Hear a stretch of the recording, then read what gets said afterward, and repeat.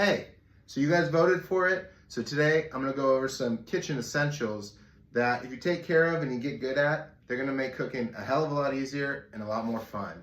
So let's dive into it. First, we're gonna talk about the chef knife. Very important. Always keep them sharp, always keep them clean. They rust, they get damaged, they can break, and this is your main tool in the kitchen.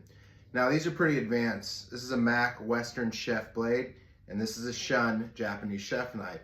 More for delicate cuts, more for going to town on everything. You don't have to have one of these. They're great once you get better. I recommend starting with something like the Mercer.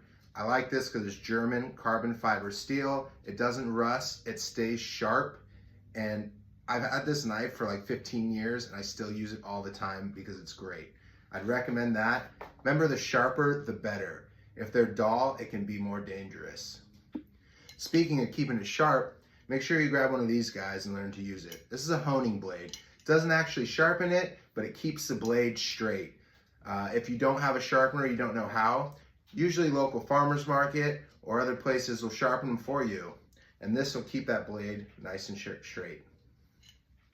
Next, we're talking about peelers. Not this one though.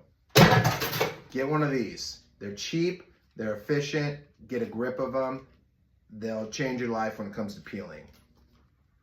When you get good enough at peeling and you want to move up, get a paring knife and a bird's beak. These are my left and right hand. I love them. They take a while to get used to, but they're fun and they make cooking challenging and it's a big upgrade. When you're done chopping up everything and you got a big mess, make sure you keep a couple of these around. Bench scrapers or bowl scrapers. Great to clean up your mess. Great to scrape out bowls, anything that you have. They're good prep items just to have. Don't take the front of your knife and scrape it. You'll dull the knife and it makes a horrible sound. If you need to do that, use the backside. Now on to tongs. Not these, these. Get rid of those. Keep the metal ones around. They won't melt, they won't mess your food up, and they're versatile for everything. Now on to one of my favorite things, spoons. Wooden spoons are great because they don't damage the insides of your pans when you need to scrape and you need to mix things around when you got non-stick, when you got nice egg pans or anything like that. Sauce spoons, serving spoons, whatever, collect them. Take them from your grandma. Go to the thrift store. They're great.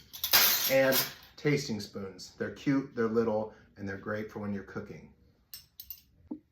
Zesters. I have a bunch. You don't really need a bunch, but I like having them. Microplane is a great band. They're good for your citrus, they're good for nuts, they're good for whatever you want to do. Parmesan. Make sure you have some of those. Make sure you get a juicer. When you're trying to squeeze the juice or lemon by hand, seeds come out. You don't get it all. This is gonna get it all for you. They have different sizes, lemon, lime, orange. Make sure you get some of those. Make sure you get a good pair of shears. Good for snipping herbs, quick cuts, anything like that. They come in handy in a pinch. A digital thermometer. People are gonna say, oh, I touch things and I can tell if they're done or not. That may be true, but what's more accurate than an actual thermometer? I still use one every time I cook. This is a best friend and a worst enemy, the mandolin. It's terrifying, but when you get used to it, it's a game changer for those thin slices and delicate items you want to make pretty with.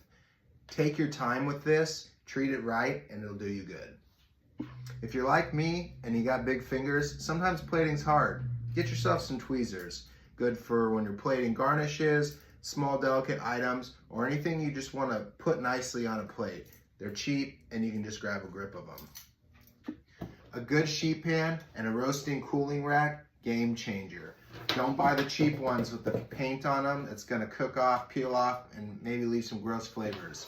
This is gonna keep the bottom of your items roasting right, and when you're done, it gives them a place to finish and cool. And lastly, towels. Go buy a bag, keep them in the closet, so when you're cooking, you have something to wipe up with. Takes care of your knives, take care of spills, and so you don't wipe your hands all over yourself. If you have any questions about any of the items we just went over, just ask me. I can recommend brands that are great for people just learning.